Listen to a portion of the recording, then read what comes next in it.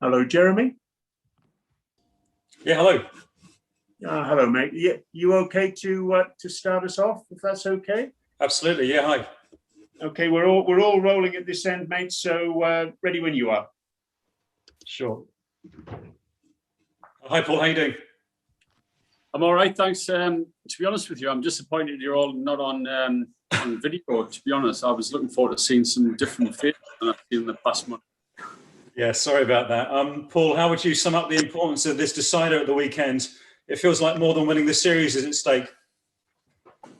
Yeah, it's a huge game. Both teams know that. It feels like another great opportunity to get experience under the belt of knockout cricket. It's like a final for us. And we've got two fantastic sides that are going head to head that are, in good form and playing some good cricket. So it's an exciting one. And, when you're leading into World Cups, you need these kind of experiences to see how players deal with the pressure. It's just another experience that you can go into when you get to that World Cup that you can draw upon and use the memories of that to hopefully have success in. Do you think there'll be a psychological benefit of beating India on Saturday and winning the series 3-2 as regards the World Cup? I'm not sure about that. When World Cups come around, it's how you play on the day. You have one opportunity.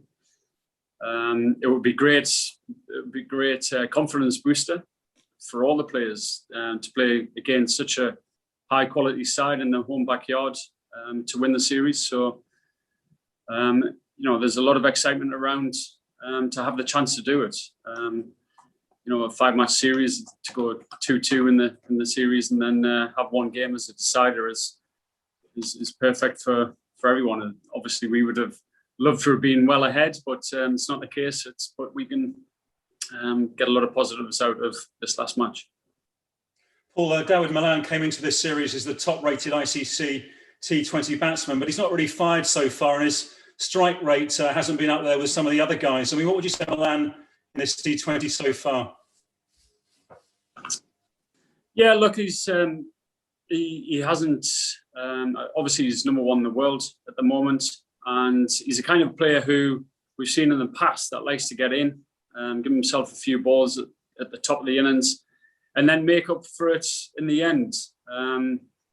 He hasn't quite found his rhythm on this tour, but you've got to remember where he is in the world rankings at the moment, and that's no fluke. What he's done with an England shirt on in T20 cricket has been pretty much exceptional up until this series. And, I think one thing that this team has done so well in the past 4 years of the kind of the new era of white ball cricket is back their cricketers who play in the game. And, as a player, you need security, knowing that you're not just going to be dropped after a couple of games. Because we do ask a lot of them. They've got to go out there and they're expected to score at strike rates of up to 140. And if you look at his record, Dawid Malan does exactly that for us. He'll be the first person to say it hasn't gone quite as well in the first 4 games, but he's got an opportunity again tomorrow to do something special. Sure. What would you say to Jordan in getting some, tonk the last, certainly the last game? He's England's most expensive bowler, and his economy rate's over 9. What would you say about Chris Jordan in the last couple of games? Again, you've got to, you're coming up against a batting lineup that is as strong in world cricket as anyone else. So yeah, look, Chris has been phenomenal in terms of his death bowling for us, and the experience that he'll gain from playing out here on these types of surfaces against a batting lineup that is very powerful. Will put him in good stead for the future. All these experiences are for the future. Of course, we want to win here and now, but a lot of decisions that we make are for the future, for winning World Cups. And as I said, I'm sure he'll put these experiences in the memory bank, and hopefully you'll have a good day tomorrow. One last one, if I may. The Yadav dismissal yesterday and the catch by Malan was a real talking point. At the end of the game, Kohli was saying that there should be an "I don't know" call from the, umpire, on a soft signal, boundary catch. What do you think about that situation and the soft signal implications? Yeah, I think, to be honest, I think he's got a point on boundary catches. It's hard enough for an umpire to see what's going on from 20 yards away, than having to look 60, 70 metres away to a boundary catch. It's frustrating from a player's point of view. It's frustrating from our point of view. And I know myself when I played the game that you can generally catch a catch, get your fingers underneath the ball. And when you see a replay, and it happened to me many times, you actually doubt yourself whether you've caught it, but fine well you've got the fingers underneath. And with the length of the grass, grass is generally about 2 inches, 3 inches long, and the depth of your fingers, it can always look like that ball is actually on the turf. So it's frustrating because you've caught catches at times, but you look at the replays and you actually start doubting yourself. So I don't know what the solution is, to be honest, but certainly it is difficult for the umpires to make definitive calls out in the middle to give soft signals. Thanks so much. Cheers. Stefan Shebel, please. Hi, Paul. Have you been able to get an early look at the pitch and the conditions, and is there any indication if that might bring any changes or alterations to the balance of the side? Yeah, well, obviously we play at the same venue all the time, so we have a look at the pitches all the time. I think it's the same pitch as the second T20 we played, but it's had a lot of moisture put into it. It's been sealed up, so I don't expect it to be a one that's going to be really slow and low and turning. I think the pitches they've tried to get the best pitches they possibly can at this venue. Obviously, we've been at this ground for a long time now, so it's difficult for the ground staff to keep producing pitches. But it should be pretty much similar to the ones that we've been playing on. So hopefully it'll be pretty good. We've talked a lot about the significance of this series in the build-up to the World Cup in 7 months' time. You're a man who knows what it's like to lift a T20 World Cup. How can you compare what you went through in 2010 and the build-up to that competition to what this England side are going through now? Well, I've always said in the past and always try to get the message across to the current white ball team is that I never feel as though you win World Cups, big tournaments, by being conservative. You've got to be ahead of the game, and certainly if there was a line to be over, it'd be on the more aggressive side of the line. And I think this team has done that over the past 4 years. They're drilled into being aggressive. That's how they want to play. They enjoy playing in that way, and that's how you put teams under pressure. And whether you're playing the first game at the start of a series or you're playing in a final, that is our mantra. That's how we want to go about our cricket. And you've got to have a lot of bravery to do it in the big games. And as I said, tomorrow's another example that hopefully that experience that we've had in big games in the past and big series, hopefully we can go out there and play our usual aggressive cricket, and of course adapt to the conditions. I think that's vital as well, but certainly always looking to put the opposition under pressure every single ball. Even though you went on to lift the trophy in 2010, do you think this team this year will actually be better prepared than what you were 11 years ago? Yeah, I think so. I think the team in 2010 was a team that came together right at the last moment. We took a few risks, a few gambles on selection. We knew what kind of cricket we wanted to play, but it hadn't been drilled into us over a long period of time like this team has. I think going into this World Cup, I think we'll be feared by a lot of teams who play against us because of our white ball form over the past 4 years. And we've got a lot of match winners from 1 to 11 who can win games from their own back. And so totally different teams from 2010 to now. But I don't think we could be in a better place as a team to go into a World Cup as the one is now. You just said the two teams are completely different. Which one's better? Collingwood's class of 2010 or Morgan's class of 2021?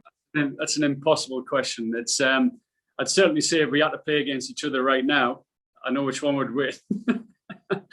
and is that the 2021 team? That's the one right now. Yes. No, look, it's totally different eras. It's very hard to compare eras, but we've all got to admit, watching this current white ball team has been exceptional over the last 4 years. The power in the sides is second to none. Certainly more powerful than the sides that we had back in 2010, and I think that has been the thing that's stood us out from the rest of the teams around the world, is the power that we've got there. So hopefully that will give us the edge come this World Cup. Cheers, Paul. Thank you very much. Scott Taylor, please. Hey, Paul. As someone who knows him fairly well, how impressive have you been by Mark Wood's performances in these series, given that he's probably had more setbacks than most in his career so far?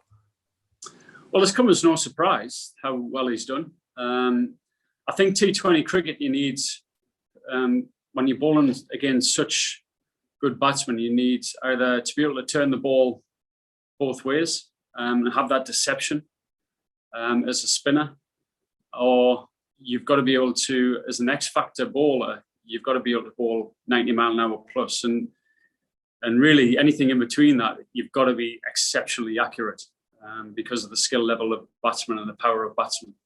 And what Mark Wood gives you is genuine pace. When you're facing a bowler who can hit you in the head at any given point, it's amazing how your foot movement isn't quite as good as it can be against 80 to 90 mile an hour bowlers. So his bowling's been exceptional. He's hit the bat hard. His lengths have been really good from ball one, and he's been relentless. I think their batsmen have found him very difficult to get away. So delighted for him. I see all the hard work that he puts in behind the scenes. He's a great lad to have in and around the dressing room. He brings a lot of humour to the dressing room as well. But delighted that he can do what he's doing, and that's bowling very, very fast and be an X-factor bowler for us. From a player's point of view, having Mark and Jofra, who are two players that can bowl 90 plus mile an hour, as a player, does that sort of intimidate the opposition dressing room before they've even come to the crease, if you get what I mean? I'm not sure about that, but it's certainly when it hits the bat hard, when you're out in the middle, when you've seen Ishan Kishan, when Woody was bowling against him, he didn't quite have the same footwork as he did in his first game. So, but yeah, I think if you look right throughout our bowling attack, Chris Jordan himself was getting up to speeds of 92 mile an hour, and to have bowlers in your armoury like that, it gives you a lot of confidence as a captain that you can go out there and ruffle a few feathers. And just finally from me, we've seen Owen in the last couple of series not make too many changes with the team, with the 11. So how difficult has it been as a coaching staff to find that balance between creating that winning mentality with that 11, but also tinkering and experimenting because there may be injuries in a World Cup campaign? Well, you want to go into a World Cup with guys, with a squad that's got plenty of experience of playing in big games. And, if you can go into a World Cup with 14, 15 guys who have got a lot of experience behind the belt, and no matter who you bring in, it's not going to be detrimental to the side, and that's a perfect situation to be in. So it's always, that's always the balance that you have to make as coaches, and as from Owen's point of view as captain, is to when can you put your ultimately your stronger side out, or when do you have to give experience to other players. And thankfully along the way we've had a lot of success, no matter what sides we put on the park. And I think that just that just shows how strong we are, not just the 11 that are going on the park, but the squads that we're using, and also how strong the county game is in terms of providing aggressive cricketers to come into this environment. No matter who's come in, seems to be well equipped to cope with the international game. So it's a great sign for not just our international team, but county cricket itself. Perfect. Thank you. Rory Dollard, please. Hi, Collie. Great. Just looking at the sort of the prize, really, of turning India over in a white ball series in their own backyard. I mean, there was a time, even when you were a player, where it was pretty much a lost cause in some of these white ball series. I think you had a 5-0 under your belt over there, and a 5-1 as well, perhaps. It used to be a format where if you went to their backyard, they really flexed their muscles against you, and winning sort of a high-profile series, it sounds like a really big achievement, really. Yeah, and that's the way we've got to look at it. Thanks very much for reminding us about those series that are played out here. And that just proves how difficult a place it is to come and play cricket. They've always been very powerful, well equipped with the spinners. But I think it's noticeable that we've got a lot of power ourselves. We're playing spin a lot better than we used to in the past. And we have bowlers who can cause major problems. I think a lot of our matchups during the season have been exceptional. Adil Rashid at the top of the power play has caused problems himself. He's obviously done really well against Virat. So yeah, it's to have the thought of coming away from India with a series win should be a huge incentive to and confidence booster for all the lads. And it is one of the toughest places to come in the world, so it'd be great to win tomorrow. And does the lack of fans sort of mitigate a little bit of the home advantage? I think Adil said it stopped the feeling of everything being on top of you when the ball was flying around a little bit. If there wasn't 80,000 people shouting at you, all the better. Yeah, possibly. To be honest with you, I think every single player who's on that park have missed the fans, have missed the atmosphere. You can get caught up with the atmosphere, and as entertainers as they are, they want to play in front of crowds. So it can be difficult sometimes when it is so quiet. You can get lulled into that kind of that rhythm, the lack of noise that is in the ground. But I think right away since last June, I think all the players have produced some amazing cricket under very difficult circumstances of having no crowds at the ground. So tomorrow will be no different. Matt Roller, please. Hi, Paul. I wanted to ask you about Johnny Bairstow. I saw you presented him with his 50th cap yesterday. How would you assess his performances since he moved into the number 4 role, and in particular sort of taking down the spin in the middle overs? Yeah, look, Johnny's a very versatile player. And his ability to be able to be very powerful against spin is very useful in the middle overs. He obviously played probably one of the better innings in English T20 history in the South African series. The way that he got us over the line there. So a lot of positives from that. You've got to understand that this is a very difficult and exceptionally talented lineup to get into. And Johnny's been phenomenal. Can't even say that word. Phenomenal in that position. And he's got a strike rate at the number 4 of over 150. So it's I think he's enjoying it quite a lot. And you mentioned it being a difficult side to get into. Obviously, Moeen Ali hasn't got a game so far in this series. Where does he sort of stand within the squad at the moment? Well, he's ready. He's ready to play if conditions, are suited to having an extra spinner in. Then he's ready to play. He's got the experience behind his belt. He's played in high pressure tournaments, the IPL, and so he knows what it's all about. So, as I said, when you can draw upon experienced players to come in at any given time, depending on the conditions, then yeah, he's very ready. Thanks. John Etheridge, please. Collie, hi. Just on that number 3 position, Dawid Malan, as you say, is the man in possession. Plenty of options, you would think. I mean, Ben Stokes might be one, even from outside the squad, Joe Root or even possibly Alec Tales. Could it be? Is it a good thing to have so many options, or can it be unsettling for the man in possession? I think it's a good thing to have options. I think you've got to. It'd be short-sighted for us to have a look at this series in 4 games and not see what Dawid Malan has done in that number 3 position. He's been, in terms of T20 cricket, he's been unbelievably consistent to the point where fine well once he gets in, he's going to go on and get a big score.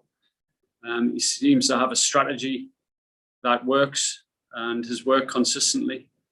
He's got the power. His strike rate's up there. He ticks all the boxes. Just in this last 4 games, he struggled with the rhythm of the game and the wickets that we played on. Sometimes only takes one shot that comes out the middle of the bat that gets you going again. We've all been there, and hopefully tomorrow's the day. But I think one of the strengths of this side over the past 4 years is, again, I'll say it, is how much you back your players, and he'll be no different to anybody else. As far as you'll know, he'll bat 3 tomorrow. Well, we've got a squad tomorrow, so we'll just have to look at the conditions and make a decision then. Thanks. Mike Walters, please. Hi, Collie. Big week for cup finals. Even Sunderland won one last weekend. Papa John's. India being the home of the IPL, the most prestigious and lucrative franchise tournament in the world. Would there be as much kudos in winning a T20 series against India as a Test series?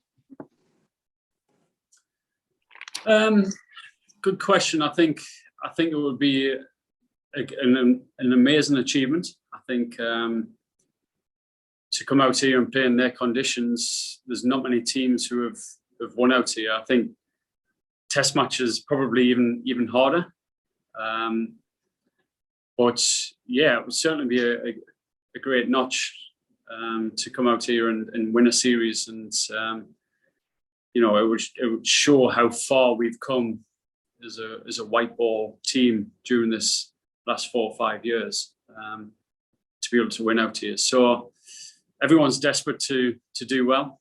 It would be a great way to move into the one-day series, but it would be a great way to gain confidence to go into a World Cup of doing well out here against an exceptional side. So there's a lot of positives that would come out of it if we were to manage to win tomorrow.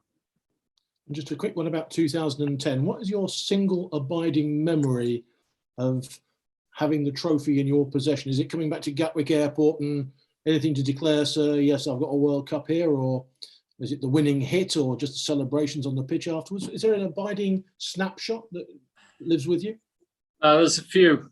I just think that winning feeling as soon as you've actually got over the line, when you hit the winning runs, and just that feeling of being with your teammates and knowing kind of what you've been through to get there, whether it be the sacrifices, whether it be the risks, or whether it be just simply that togetherness that you have in the dressing room.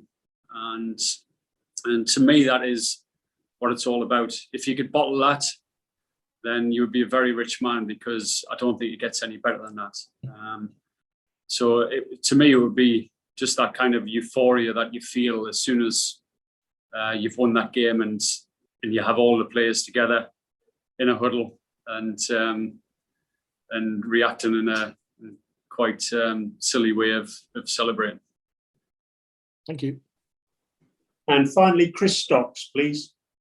Hi, Collie. Just on Joe Root, Owen mentioned before this series began that he could be an option for the World Cup. I just wondered, with everything else that's going on this year for Joe, would that be a realistic possibility, you think, him playing in that tournament? Well, I guess it's a possibility, because he's a world-class batsman, and no matter what format he plays, he brings something to the side. So, of course, it'd be a possibility. But again, we'll go back to, there's a balance between winning on the park and also looking down the line for the future. And you rightly say that Test cricket is a huge, winning the Ashes in Australia would be a huge thing for us. And Joe's captaincy, along with his runs that he brings to the sides, it's vital that we have him as fresh as possibly can be come those Ashes. So he's going to have a lot of cricket this year. So we're just going to have to, I guess, play it by ear for later on in the year. Thanks. Thank you very much, everyone. Take care, and see you tomorrow. Thank you. Thank you. Cheers. Thanks all.